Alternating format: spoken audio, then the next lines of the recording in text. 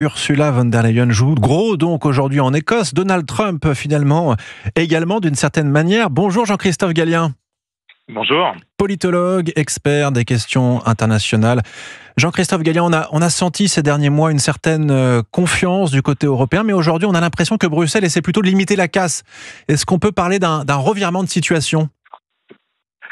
C'est toujours compliqué avec Donald Trump parce que on sait bien que rien n'est fait jusqu'à la dernière, pas minute, mais dernière seconde. C'est la dynamique diplomatique qu'il a mis en place depuis maintenant ce deuxième mandat, le début de ce deuxième mandat. On est vraiment dans cette alchimie-là. On le voit avec l'Europe, mais on le voit dans pratiquement toutes les géographies où il y a des négociations tarifaires, monétaires, enfin toutes les armes qui sont utilisées par les États-Unis aujourd'hui pour tenter de contraindre leurs partenaires, voire leurs adversaires.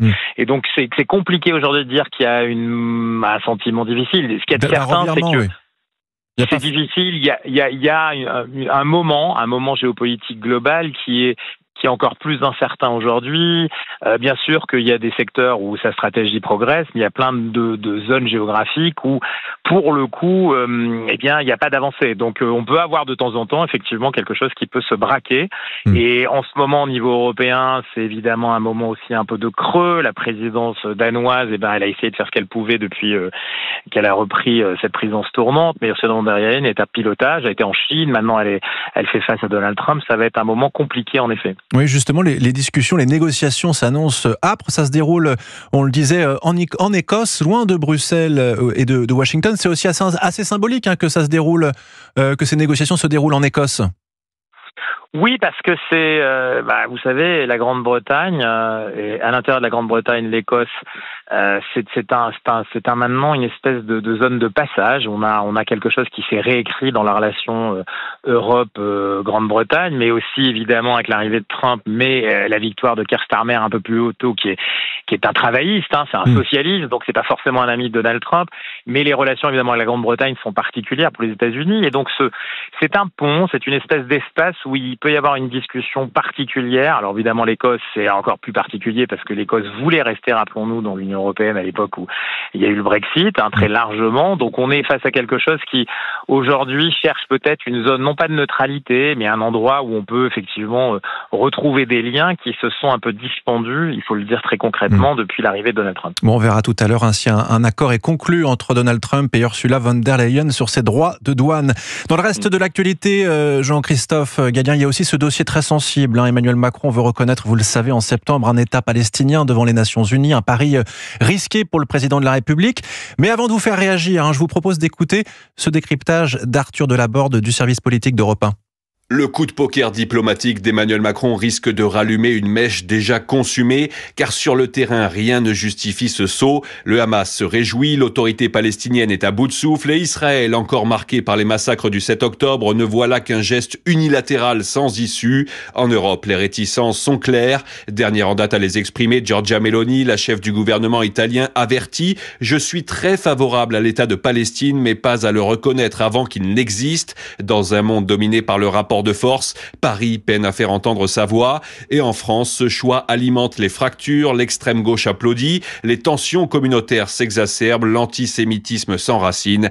Une grenade dégoupillée dans une société déjà très polarisée. Emmanuel Macron veut encore croire à la puissance de la parole française sur la scène internationale, mais en projetant le conflit israélo-palestinien dans l'arène intérieure, il prend le risque de ne pas contrôler la déflagration. Arthur Delaborde du service politique d'Europe 1, l'antisémitisme qui s'enracine. Jean-Christophe Gallien, c'est donc un gros risque de la part d'Emmanuel Macron.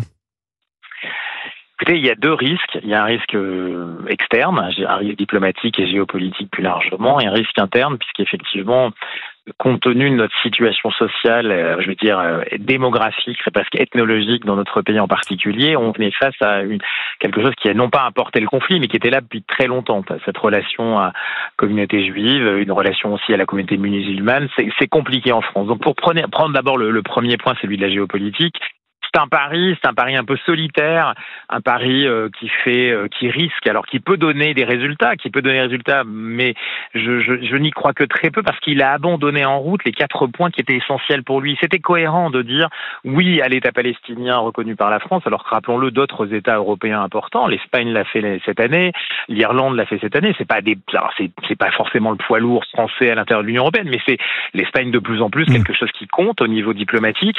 Eh bien, vous avez abandonné en route quoi? Vous avez abandonné en route la fin du Hamas, le débarquement du Hamas, en tout cas sa démilitarisation, le fait qu'Israël soit lui-même reconnu par son voisinage, ce qui n'est pas le cas aujourd'hui en tant qu'État.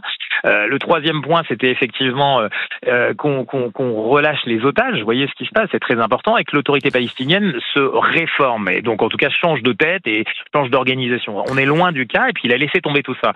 Ce qui veut dire qu'il prend le risque d'avoir un contrepoint potentiel au mois de septembre, c'est-à-dire de se retrouver encore plus isolé et de perdre encore en capacité aujourd'hui. Jean-Christophe Gallien, j'aimerais rapidement avoir une réaction sur votre réaction sur cette déclaration aujourd'hui du ministre des Affaires étrangères qui évoque la nécessité d'un État palestinien, mais qui ne dit rien sur le rôle du Hamas ou du contexte sécuritaire, sur les otages. Est-ce que c'est une manière un peu d'éluder une partie du problème ? C'est ce que je vous dis, c'est exactement ça. C'est-à-dire qu'en fait, les 4 points qui encore une fois, fondaient la position d'Emmanuel Macron lorsqu'il devait y avoir cette conférence, et l'attaque d'Israël sur l'Iran a fait que Mohamed Ben Salman, qui présidait cette conférence, n'était pas venu à New York, et donc il avait été annulé, ce qui était à ce moment-là vraiment, non pas un échec, mais plutôt même une aubaine pour la France qui est un peu isolée, encore plus isolée aujourd'hui. Eh bien, c'est compliqué de laisser tomber ces 4 points. C'est-à-dire qu'on ne peut pas avancer sur une situation dont on sait très bien que si le Hamas ne reconnaît pas sa défaite militaire et politique, eh bien, il n'y a pas de solution en réalité aujourd'hui dans la situation à Gaza. Et donc, il faut absolument contraindre et faire en sorte que le Hamas cède la partie. Et cède la partie, on en est loin aujourd'hui, débarrasse entre guillemets le plancher au niveau militaire et surtout au niveau politique. Sinon, je ne vois pas comment même les voisinages arabes, évidemment Israël et les États-Unis, qui sont quand même le grand parrain de la région encore aujourd'hui, pourraient soutenir la France dans sa démarche qui est celle au-delà de la reconnaissance, d'essayer de trouver une solution. On a bien compris votre analyse. Merci beaucoup Jean-Christophe Gallien, politologue, expert des questions internationales.